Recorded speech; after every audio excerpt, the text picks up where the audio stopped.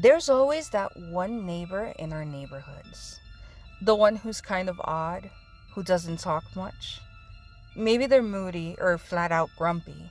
Maybe they even make you wish that you had moved into that other house or apartment that wasn't quite as nice, but you wouldn't have to be dealing with them now. But how far do you feel that that neighbor would go? Would they steal from you? Do you think that they'd be capable of breaking into your home, crawling in between the walls, and setting up residence there just so that they could stalk you and mess with your head? Would they be willing to kill? That's what makes this story so scary. Not only did our protagonist do all of this, but he was only 17 when he did. Brace yourself. We're about to take down the fence and look into the life of Daniel LaPlante. Are you ready? Then take my hand, hold it tight, and let's walk into the darkness together.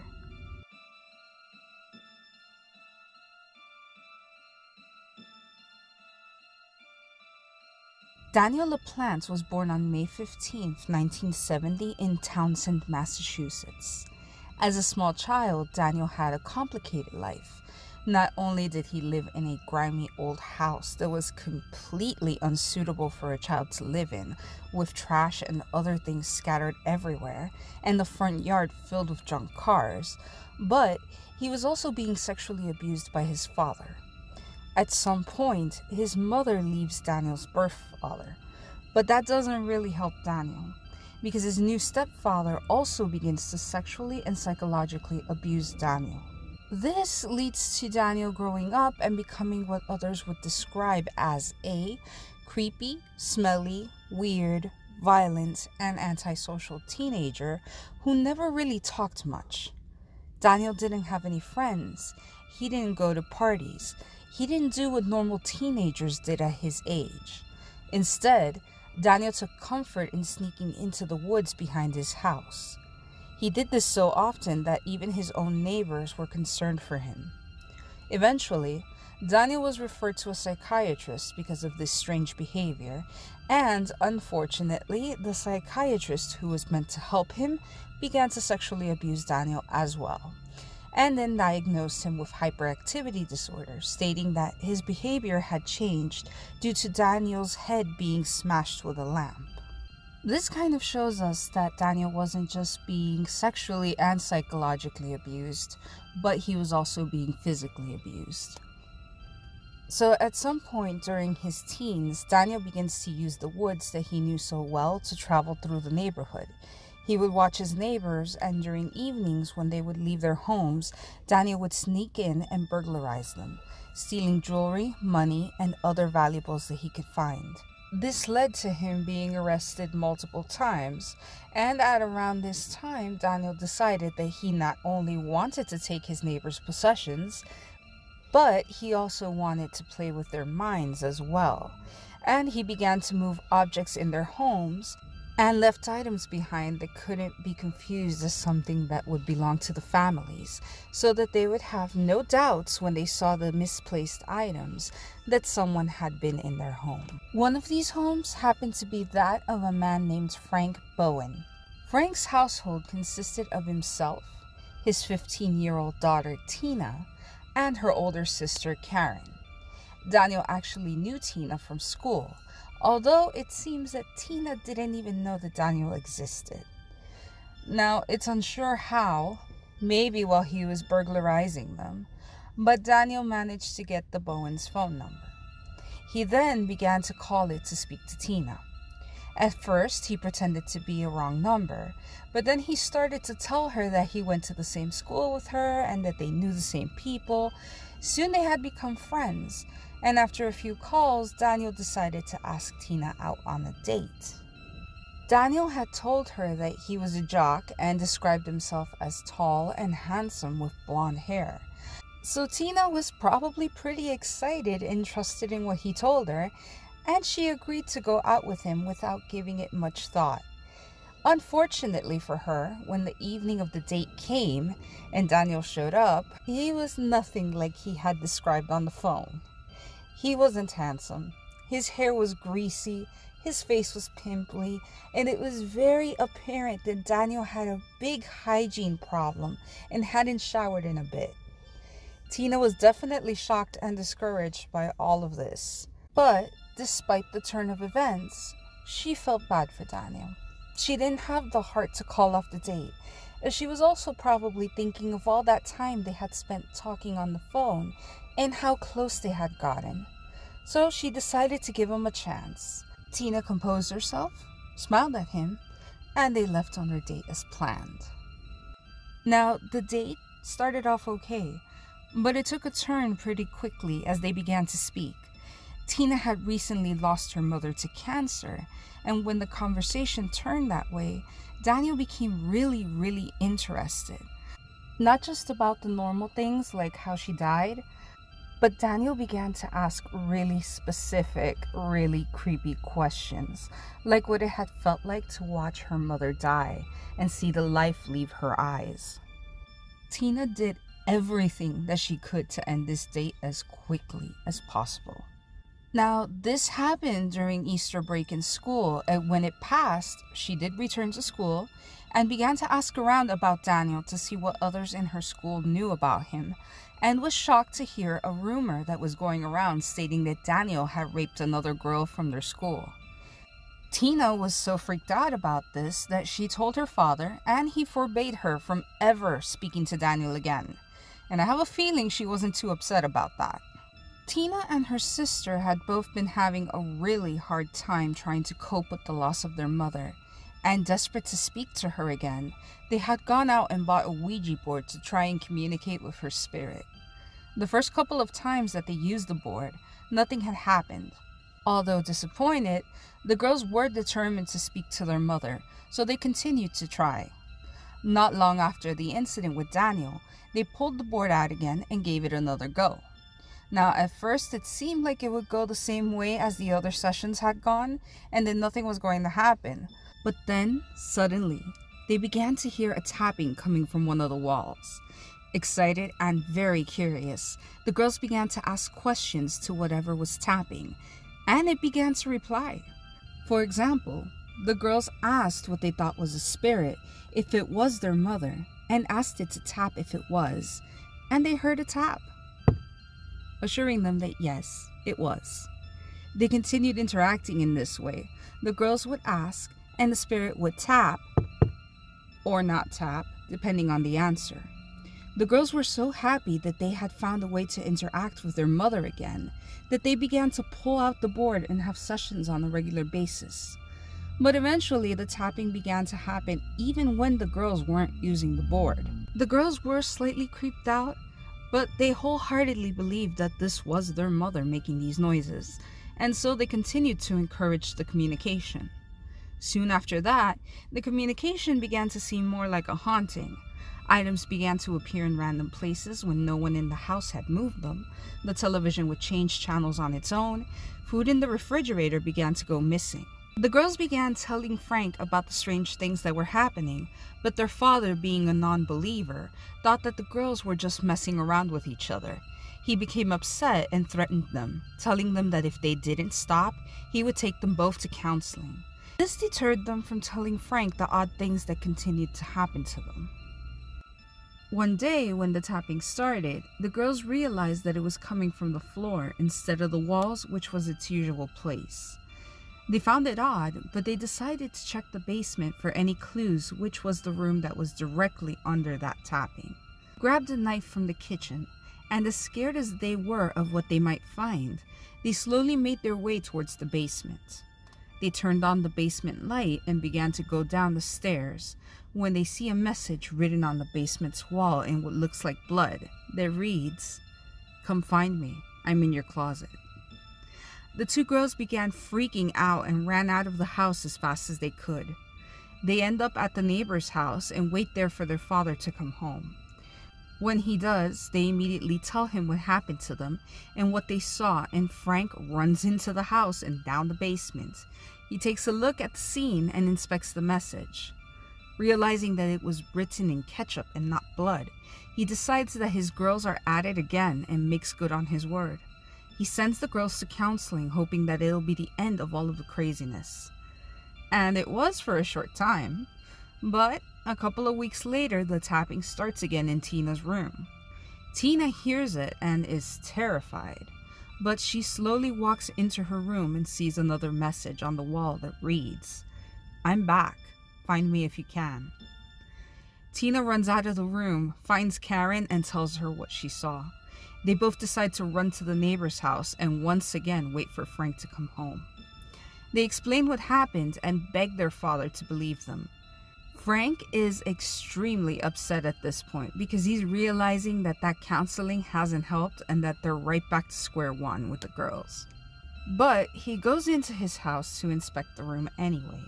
When he walks inside, however, he finds the whole place turned upside down. Everything is a mess. Things are thrown everywhere. Furniture is overturned and the TV is on and at full volume, something that he knows for a fact that his daughters would not do. He then begins to slowly and cautiously climb up the stairs, and as he stands at the bedroom's entrance, he sees a new message on one of the bedroom's walls that says, "Marry me," right before his eyes land on Tina's closet, where Daniel stood, wearing a hairy vest, blonde wig, face paint, and wielding a hatchet.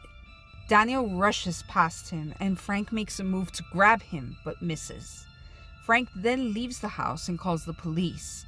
When the cops arrive and enter the home, they're kind of in awe of what they see. Along with the mess, they found ketchup messages throughout the home, as well as pennies glued to the ceiling, but they found no one in the house. They advised Frank to take his family and leave for a few weeks, hoping that this would deter whoever was trying to scare them off. Frank agreed with this idea and left with the girls to a hotel for a few weeks. After a few days, however, Frank decided to go back to the house and pick up some clothing and other things that they needed. When Frank arrived, he saw the shadow of a person through the front window of his home. He waited quietly in the car, watching the shadow, until he was able to get a better look at the person and realized that it was the same kid that had rushed past him the other night. Frank calls the police again. They show up and search the home and, again, find nothing at first. But they continue to search, even in the weirdest spots, and that's when one of the officers pulls the family's washing machine forward and finds a wooden board propped up against the wall. When he removed the board, the officers found a tunnel, and inside of it was Daniel, hiding. The police also found 2 family pictures that Daniel had impaled onto the walls of the house with knives from the kitchen. He wrote messages on each one with a magic marker. One said, "I'm still here, come find me." The other said, "I'm going to kill you all." The cops said that it was very clear that Daniel had been living in the Bowen's walls for weeks. He had entered through a crawl space that he had found outside of the home and had begun to make little tunnels throughout the walls so that he could travel around the home. He also made small peepholes in the walls so that he could watch the girls. Of course, they arrested Daniel and transferred him to a juvenile correctional facility until his mother was able to remortgage her home and post his $10,000 bail. As soon as that happened, Daniel went right back to what he was doing before he became obsessed with Tina. He stuck to the woods and burglarized his neighbors. Now, I didn't exactly find a date for when Daniel actually started stalking Tina, but I'm gonna assume, considering the info that I have, that it probably began sometime late in July or early August. The police found him in their home sometime in very early October, and I know for certain that he had already been released on bail by October 14th, 1987, because that's when he stole 2 .22 caliber firearms from one of his neighbors' homes. So, in case you were wondering, all of this happened during a pretty short time span. On November 16th, 1987, Daniel breaks into the home of Andrew and Priscilla Gustafson. It was pretty much a routine burglary for Daniel. He broke in, he stole valuables, he left. I think it's safe to say at this point that Daniel isn't exactly normal, though. something in his head isn't really clicking together the way that yours or mine would. And because of this, it's kind of hard to make sense of his reasoning. But on December 1st, 1987, less than a month after his first break-in at the Gustafsons' house, Daniel breaks in again. And this time, he's carrying one of the .22 caliber firearms that he had stolen. Unfortunately, a pregnant Priscilla had just picked up her 5-year-old son William at the babysitter's and arrived shortly after Daniel had broken in. According to reports, Daniel said that he would have usually left through a window if he had heard someone come into a home he had broken into, but this time he didn't. Instead, he headed towards Priscilla and her son with his gun drawn. He confronted them and forced her and her son into the bedroom. He tied Priscilla to the bed and gagged her with one of his socks, then forced William into the closet. He then proceeded to rape Priscilla. When he was done, he took one of the pillows on the bed, put it over Priscilla's head, and shot her twice through it. He then opened the closet, led William into one of the bathrooms in the home, and there he drowned him. Sadly, the nightmare wasn't over, however. As Daniel was getting ready to leave, he hears the front door open. Abigail, the Gustafsons' 7-year-old daughter, who would be turning 8 in just a week, had arrived from school. Daniel went up to her, took her to one of the other bathrooms in the home, and drowned her as well. They say that she put up a fight and that Daniel hit her over the head to finish the task since they found head trauma on her body. Daniel left the Gustafsons' home shortly after this and supposedly attended his niece's birthday party as if nothing had happened. Priscilla's husband, Andrew, had been trying to get a hold of his wife all afternoon. He rushed home after work, fearing that something was wrong because it was extremely unlike Priscilla to not pick up when he called her. When he arrived, his fear intensified as he walked into the home and found all the lights on but absolutely no sound. He began to search for his wife and found her in their bed that was now completely drenched in blood, with the pillow still over her head. Andrew ran out of the house and immediately called the police. He said that he didn't try to look for his children because he was afraid of what he might find. On December 2nd, there was a press conference where the police named Daniel as one of their suspects. They had found the shirt and gloves he had worn in the woods behind the Gustafsons' house, still wet from the struggle of drowning the children. They used dogs to track the scent of the shirt's owner through the woods and to Daniel's home. The cops interrogated Daniel, but they didn't have enough evidence yet to arrest him. Of course, this set off all sorts of alarms for Daniel, and he decided to run. The next day, when the police returned to arrest him, he was gone. For the next 48 hours, a huge manhunt ensued, where the small town of Townsend rounded up everyone that they could muster to search for Daniel. There were a few sightings. Daniel had decided to do a few more burglaries while he hid. There was a woman who drove into her garage and instantly felt one of those weird moments that you can't explain, but you know something is just off and really wrong.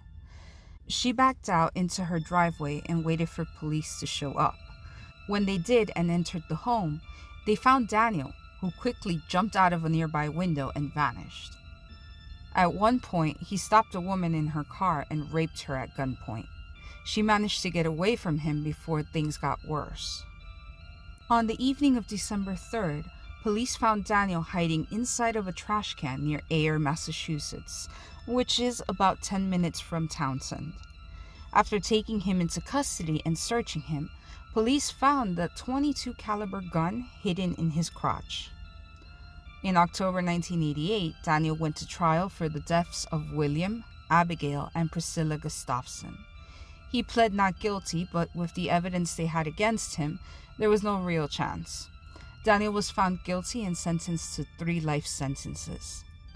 Frank Bowen told the newspaper called The Lowell Sun that if Daniel LaPlante does not get convicted and gets out again, I will personally kill him. You can't imagine what kind of fear we have been living in. He is mentally insane. There is no question about it. In 2017, a new law passed in Massachusetts where juveniles that had been convicted would be given the opportunity to try and re-enter society. Daniel tried to use this to his advantage and tried to have a resentencing. He read a statement where he apologized for what he had done and asked the court for a second chance. Part of the statement says, "Words cannot capture what I have done. I murdered 3 innocent people. Because of me, a 5-year-old boy will never turn 6. There's a 7-year-old girl that will never turn 8.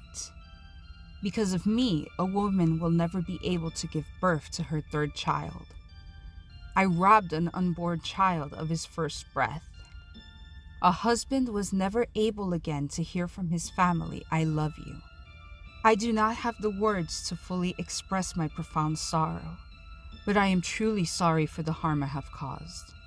From the very essence of who I am, from the depth of my soul, I am sorry." Did that sound heartfelt to you? According to the psychiatrist who performed Daniel's psychiatric evaluation for the resentencing, Daniel continued to minimize his behavior and showed 0 empathy. This, combined with other things that came to light, such as the fact that Daniel had liked to torture animals and that he practiced Satanism, plus other testimonies from people whose lives were affected by Daniel's actions, caused the judge to reaffirm the 3 life sentences with the possibility of parole in another 15 years. Daniel is currently held at MCI Norfolk Prison, although for a time he was held at the Supermax prison in Florence, Colorado. If you're not sure what a Supermax prison is, well, it's basically what it says it is. This baby is 1 step above maximum security prisons and is supposed to house prisoners who are the most capable of showing extreme violence towards guards, staff, inmates, and anyone else around them, or those who are such a high security risk that even maximum security prisons just won't cut it. That's it for today. Do you think Daniel deserves a second chance? Let me know your thoughts in the comments below. Also, let me know where you're from and if you found me through a bill. You can help my small channel grow by sharing it with others who like creepy, stalkery, true crime stories just like us.